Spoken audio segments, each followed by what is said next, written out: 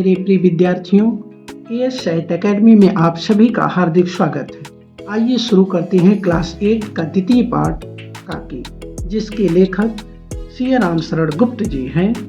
इनके बड़े भाई का नाम था मैथिली शरण गुप्त, अर्थात मैथिली शरण गुप्त के छोटे भाई सियाराम शरण गुप्त, जिनका जन्म 4 सितंबर सन 1895 ईस्वी को चिरगांव झांसी में हुआ था और इनकी मृत्यु 29 मार्च सन 1963 ईस्वी को हुई थी। इनकी प्रमुख रचनाएं मौर्य विजय, अनाथ, दुर्वादल, गोद, नारी आदि हैं। ये अनेक कविता संग्रह, उपन्यास और निबंधों की रचना किए हैं। आइए अब शुरू करते हैं काकी कहानी। काकी कहानी को सुनने से पहले, समझने से पहले सर्वप्रथम हम ये देख लेते हैं कि संदर्भ कैसे लिखेंगे। अपनी अभ्यास पुस्तिका पर इसे नोट कर लीजिएगा। सर्वप्रथम संदर्भ हेडिंग डालिए और लिखिए प्रस्तुत गद्यांश या गद्य खंड हमारी पाठ्य पुस्तक प्रज्ञा के काकी नामक पाठ से उद्धृत है। इसके रचयिता सियाराम शरण गुप्त जी हैं। प्रसंग: प्रस्तुत अवतरण में एक अबोध बालक का अपनी माँ के प्रति अगाध अथवा अथाह प्रेम को प्रकट किया गया है। आइए शुरू करते हैं काकी कहानी। काकी कहानी एक ऐसे बालक की कहानी है, या काकी कहानी में एक ऐसे बालक का वर्णन किया गया है जो एक अनजान और अबोध बालक है। आ माने नहीं, बोध माने ज्ञान, अर्थात जिसको कोई इसी प्रकार का ज्ञान ना हो। ऐसे ही बालक की कहानी है जिसका अपनी माँ के प्रति अनन्य प्रेम को प्रकट किया गया है। आइए देखिए, एक दिन क्या होता है। श्यामू अर्थात वह बालक, एक दिन श्यामू सुबह सुबह जब उसकी नींद खुलती है तो उसने देखा पूरे घर में कोहराम मचा। उसकी माँ नीचे से ऊपर तक एक कपड़ा ओढ़े हुए कंबल पर घूम शयन कर रही है और घर पर के सभी लोग उसे घेर कर बड़े करुण स्वर में विलाप करते हैं। लोग जब उसकी माँ को शमशान ले जाने के लिए उठाने लगे तब श्यामू ने बड़ा उपद्रव मचाया। लोगों के हाथ से छूटकर वह माँ के ऊपर जा गिरा।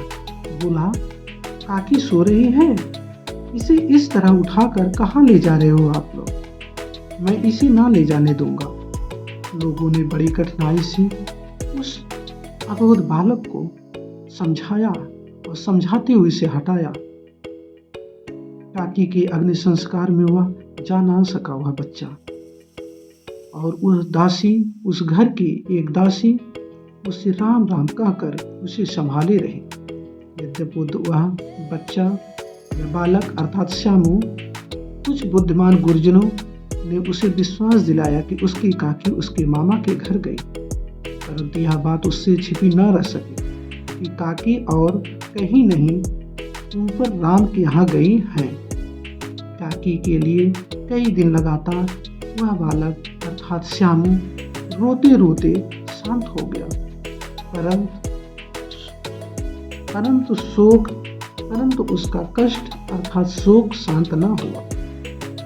वह प्रायः अकेला बैठा बैठा शून्य मन से आकाश की ओर ताकता रहा। एक दिन वह बाहर बैठा ही था कि उसने देखा एक पतंग आकाश की तरफ उड़ रही। ना जाने क्या सोचकर उसका हृदय एकदम खिल उठा। वह पिता के पास जाकर बोला, काका मुझे एक पतंग मंगा दो और अभी मंगा दो।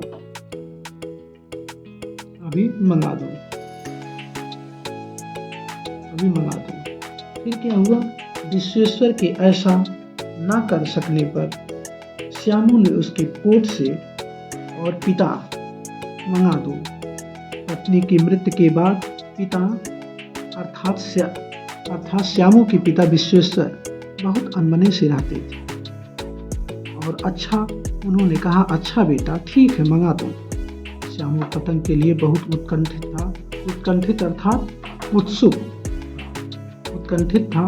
वह अपनी इच्छा को किसी तरह न रोक सका और जब पिता के तुरंत पैसा न देने पर वह खूंटी पर टंगे अपने पिता की कोट से जाकर एक चवन्नी पैसा तुरंत निकाल लेता है और वहां से भाग जाता है। सुखिया दासी का लड़का भोला श्यामू के साथ था। श्यामू ने उसे चवन्नी देकर कहा, अपनी जीजी से कहकर चुपचाप एक पतंग और डोरी मंगा दो। कौन कहा? श्यामू ने कहा सुखिया दासी के लड़के से कि एक चवन्नी मंगा दो। उसके बाद देखिए, महंगाई और भोला मंगा दो। उसके कोट से चवन्नी निकालकर पतंग मंगाई और भोला को बताया कि यह पतंग ऊपर राम के यहाँ जाएगी। जब पतंग लेके आया तो उसने बताया भोला से कि यह पतंग ऊपर राम के यहाँ जाएगी, जिसको पकड़कर हमारी काकी नीचे आएगी। भोला ने सुझाव दिया कि पतंग की रस्सी मोटी होनी चाहिए। देखिए, बच्चे ही होते हैं, उनके दिमाग में ये था कि काकी इतनी पतली रस्सी से कैसे उतरेगी, तो इसलिए उसने कहा कि पतंग की रस्सी मोटी होनी चाहिए। श्यामू ने विश्वेश्वर की कोट से पुनः रुपया निकालकर मोटी रस्सी मंगाई। रुपये की चोरी के कारण श्यामू के पिता द्वारा पिटाई होती है और विश्वेश्वर ने उसकी पतंग को फाड़ दिया और रस्सियों के बारे में पूछा। भोला ने बताया कि श्यामू रस्सियों से पतंग तानकर काकी को राम के यहाँ से नीचे उतारेगा। ऐसा सुनकर विश्वेश्वर की आंखें अश्रु से भर जाती। वह हतबुद्ध होकर अपनी फटी आंखों से उन फटी पतंगों पर चिपके कागज पर लिखा देखा काकी। ऐसा देखकर काकी हतबुद्ध लिखा देखकर काकी देखा और उस बबोध बालक को अपने सीने से लगा लेता है। आइए अब देखते हैं। अब इतने से स्पष्ट हो गया। प्रस्तुत कहानी श्यामू मुख्य पात्र की इर्द गिर्द घूमती है। श्यामू के पिता का नाम विश्वेश्वर और सुखिया दासी का नाम के बेटे का नाम भोला है। आइए इसका अभ्यास प्रश्न देखते हैं। अभ्यास प्रश्न में सर्वप्रथम जहां लिखा हुआ है देखिए पाठ से, ठीक। अब अभ्यास प्रश्न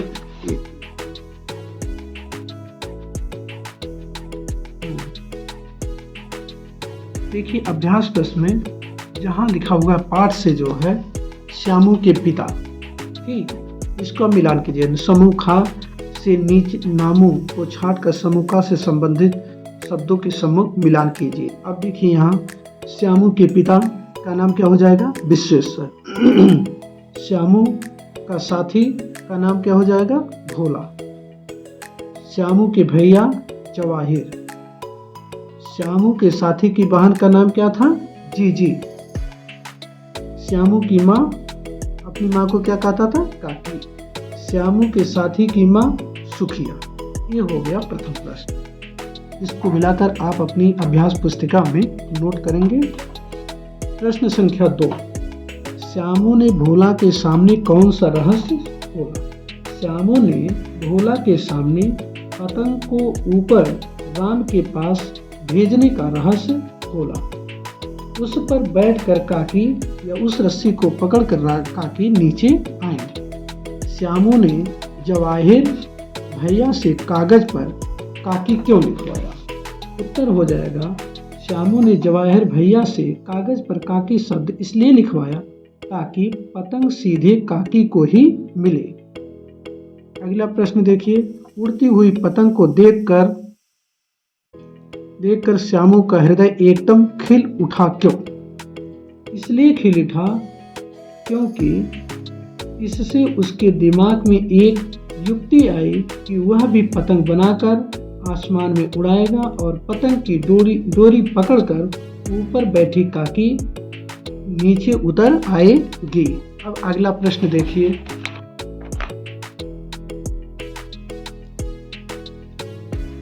यहाँ से देखिए, भोला एक ही डांट, भोला एक ही डांट में मुखबिर हो गया। इस वाक्य का तात्पर्य है। प्रश्न संख्या 5, भोला ने विश्वेश्वर यानी श्यामू के पिता को एक ही डांट में श्यामू द्वारा पतंग और रस्सियां मंगाने की बात का रहस्य खोल दिया। प्रश्न संख्या 6, रस्सी से पतंग तानकर काकी को राम के हाथ से नीचे उतारेगा। भोला यह बात सुनकर विश्वेश्वर हतबुद्ध क्यों हो गया? इसका उत्तर हो गया, विश्वेश्वर को श्यामू की मां को बुलाने की योजना का पता चल गया, जिससे श्यामू की मासूमियत और उसकी काकी के प्रति अनन्य प्रेम प्रकट होता है। इस कारण विश्वेश्वर अर्थात श्यामू के पिता हतबुद्धि हो गए। भाषा की बात में श्यामू के पिता पतंग के लिए बहुत उत्कंठित था। छोड़िए, फिर यहाँ पर प्रश्न संख्या, समझदार शब्द में समझ संज्ञा है, उसमें दार प्रत्यय लगाकर विशेषण पद बना है। यह संज्ञा शब्दों में दार, इत, ई, मान, वान प्रत्ययों को लगाने से विशेषण शब्द बनता है। नीचे लिखे शब्दों में उचित प्रत्यय लगाकर विशेषण शब्द बनाइए। अब देखिए यहाँ पर बुद्ध से क्या हो जाएगा? बुद्धिमान। प्रश्न संख्या 4, बुद्ध से बुद्धिमान, चौकी से चौकीदार, उपद्रव से उपद्रवी, करुण से करुणा, बल से बलवान, प्रांत का प्रांतीय, उत्कंठा का उत्कंठित, ये आपका हो जाएगा।